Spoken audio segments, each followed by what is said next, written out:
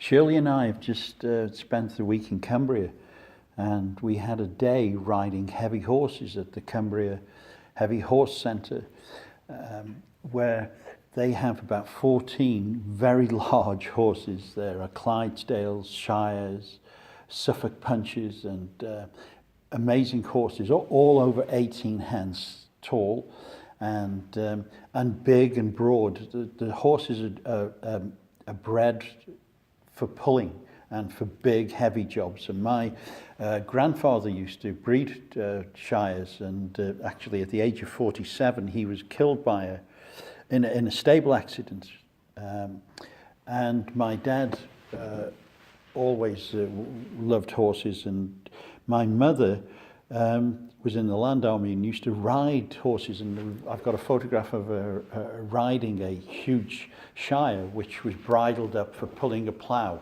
And these horses are huge, and they are so powerful, and yet they are gentle. So Shirley was able to lift the feet up to clean the feet, and we prepared them for riding, and we saddled them up and hosed them down, and they were so gentle and so kind, and yet so powerful.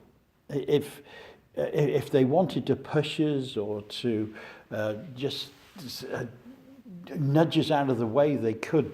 But yet these big geldings that we were riding were so aware of us and so kind towards us that they would allow us to do all sorts of things, brush them, clean their feet, saddle them up, and then ride them. And we rode on the Cumbria hillside, and it was absolutely beautiful and a wonderful thing to do.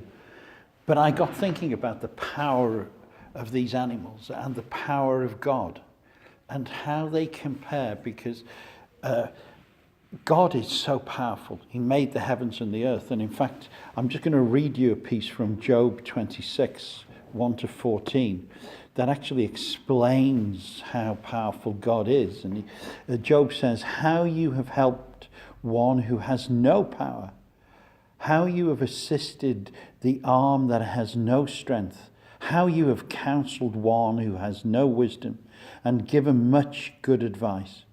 With whose help have you uttered words, and whose spirit has come forth from you? The shades below tremble, the waters and the inhabitants.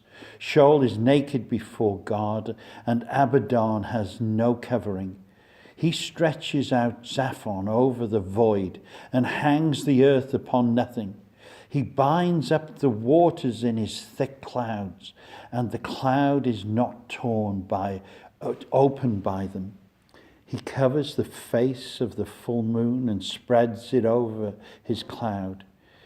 He has described a circle on the face of the waters at the boundary between light and darkness. The pillars of heaven tremble and are astounded at his rebuke. By his power he stilled the sea. By his understanding he struck down Rahab. By his winds the heavens were made fair. His hand pierced the fleeing serpent. These are indeed but the outskirts of his ways. And how a small whisper do we hear of him? But the thunder of his power, who can understand?" And Job is saying just the power of God to do the things that made the world today, and the stars in the sky, and at the end Job says, we hear of God in just a small whisper, and yet his power we can't understand. And it was a bit like these Shire horses, and Shirley read a Clydesdale and I read a Shire, and the power of them when we trotted with them, and the thunder of the hooves just expressed their strength, and yet they were gentle, and that is how God is. He's so gentle, he's so kind with us. He could just blow upon us and destroy every single country in the world and every nation. And yet he doesn't do that. He speaks in gentle whispers, and he pours down his love upon us, and he's kind, and he brings healing to us. I'm reminded of the story of the woman with the issue of blood in Mark 5:27-30, where this woman who's had an issue with a monthly periods for 12 years. It's massive, and yet she stretches out her hand and touches the tzitzis on the corner of Yeshua's garments, and Yeshua says at that point, he says, power has gone from me. Who's touched me? Because the power within me has healed. And the power of God, just to be in his presence, brings healing. He is so powerful. And like these horses who allowed us to ride them and to work with them and were gentle with us, they just considered our weaknesses really, and didn't push their power and their strength to harm us at all.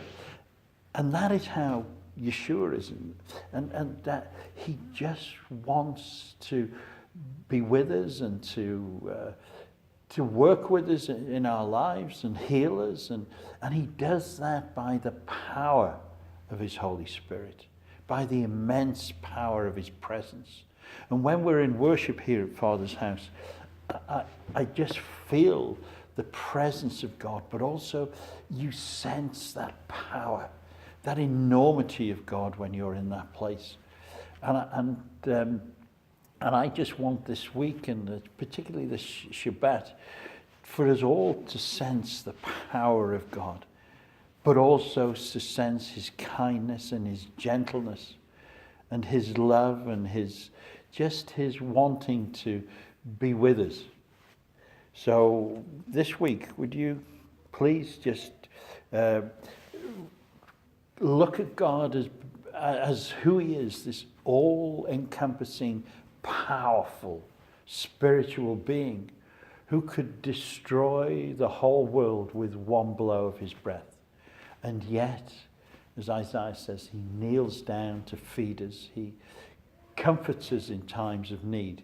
He walks with us through the darkest valleys. He speaks to us in whispers, and yet the thunder, as Job describes, of his word and the thunder of his power would deafen us were he to raise his voice in any way. So let's think about and pray about receiving God's power, but in the gentle way that he wants to give it.